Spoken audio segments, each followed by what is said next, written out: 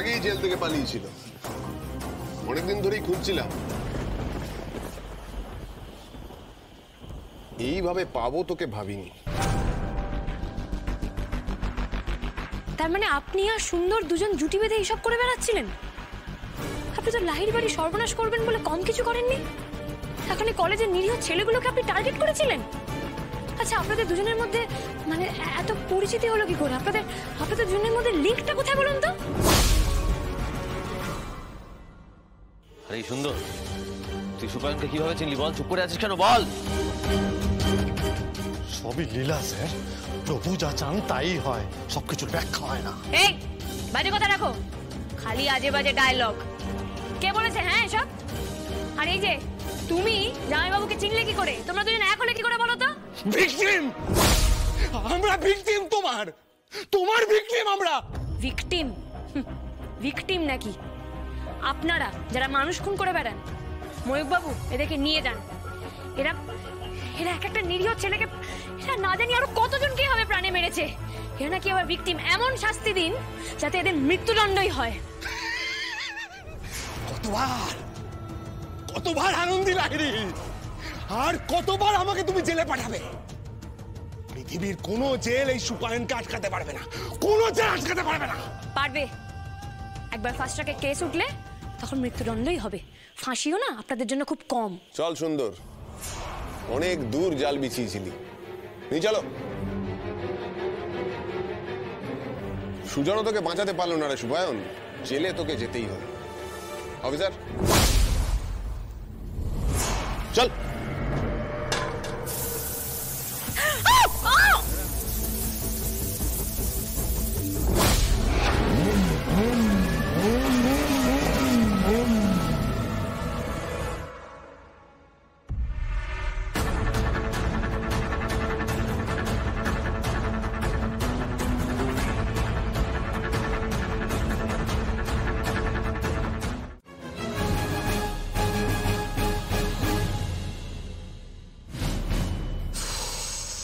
বাইকটা তুই ভালোই চালাতে শিখেছিস সংযুক্তা। লাভটা কি হলো? সেই তো ভাই ধরাই পড়ে গেল। ভাইটাকে বাঁচাতে পারলাম না দাদা। বোন হয়ে তুই দাদা আর ভাইয়ের জন্য এত বড় একটা রিস্ক নিয়েছিস, এবার বাকিটা তুই আমার উপর ছেড়ে দে। তুই আর হাসাস না দাদা। এতগুলো বছর ওই লাহিড়ী বাড়িতে জামাই হয়ে থেকেও ওদের গায়ে এইটুকু আঁচড় কাটতে পেরেছিস তুই?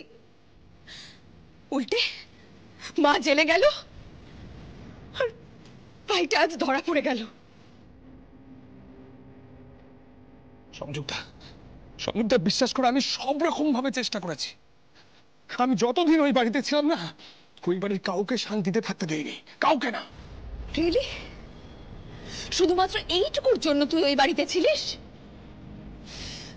দাদা, ডক্টর অনিরুদ্ধ লাহিড়ীর জন্য আমার বাবা মারা গেছে।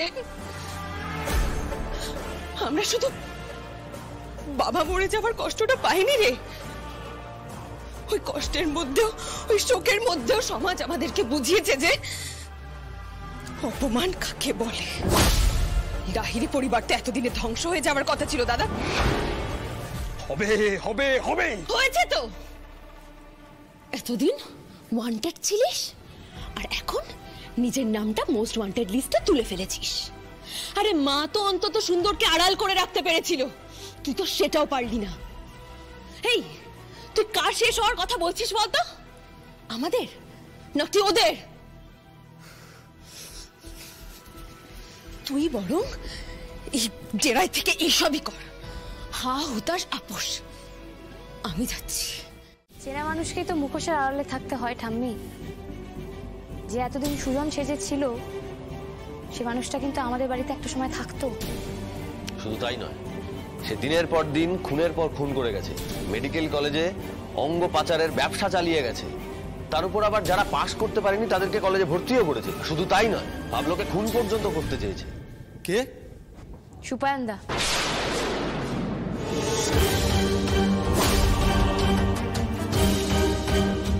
কি সুপায়ন? না না, সে তো জেল থেকে পালিয়েছে মা। তারপর ওই সুজনের বেশ ধরে এতদিন ব্যবসা চালাচ্ছিল। আমি তো ভাবতেও পারছি না কিভাবে ট্র্যাপড হয়েছি আমি। কিন্তু আমি একটা জিনিস আমার কাছে ক্লিয়ারই হচ্ছে না কিছুতেই, মানে আমি বুঝতেই পারছি না সুন্দরের সাথে এই সুপায়নের যোগাযোগ কি করে হলো। এটাই তো রহস্য আদি। দুজনের মধ্যে যোগাযোগ কবে থেকে হয়েছে, কিভাবে হয়েছে আমরা জানি না, তবে ওদের মধ্যে একটা কানেকশন তো আছেই, তাই না? কি কানেকশন আছে ওদের? ওরা কি একসাথে বিজনেস করতো? কথায় বলে না, রতনে রতন চেনে। বসো এখানে, বসো, একটু জল মিষ্টি খাও, তারপরে বাকি কথা হবে, কেমন? না না, মিষ্টি লাগবে না, আপনি আমাকে একটু জল দিন। আচ্ছা।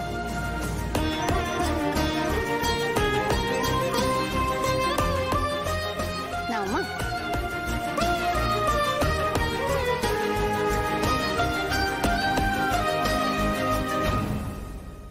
আচ্ছা, আমি কিন্তু শুনেছি যে পাবলো বলছিল ওর ড্রাগ চাই, আপনারা হয়তো অতটা বোঝেননি। আসলে পাবলো কার্শিয়াঙ্গে বোর্ডিংয়ে থাকতো, তো এবছর ও বোর্ড এক্সাম পাশ করে বাড়িতে ফেরে। আর এখানে ফেরার 2-3 দিনের মধ্যে আমরা জানতে পারি যে ও নেশা করে। হ্যাঁ, আর নেশার পর্যায়টা এতটাই বাড়াবাড়ি জায়গায় চলে গেছিল যে ওর এখন উইথড্রল দেখা দিচ্ছে। আগের দিনও বাড়িতে খুব খারাপভাবে অসুস্থ হয়ে পড়েছিল জানেন। আদি, আমরা বাড়িতে ছিলাম, ওকে কোনো রকমের মেডিকেশন দিয়ে শান্ত করা হয়েছিল। এই যে মেয়ে, তুমি তো সবই শুনলে, ভালো করে দাও না গো আমাদের ছেলেটাকে। ঈশ্বর তো তোমাকে সেই জন্যই এখানে পাঠিয়েছে।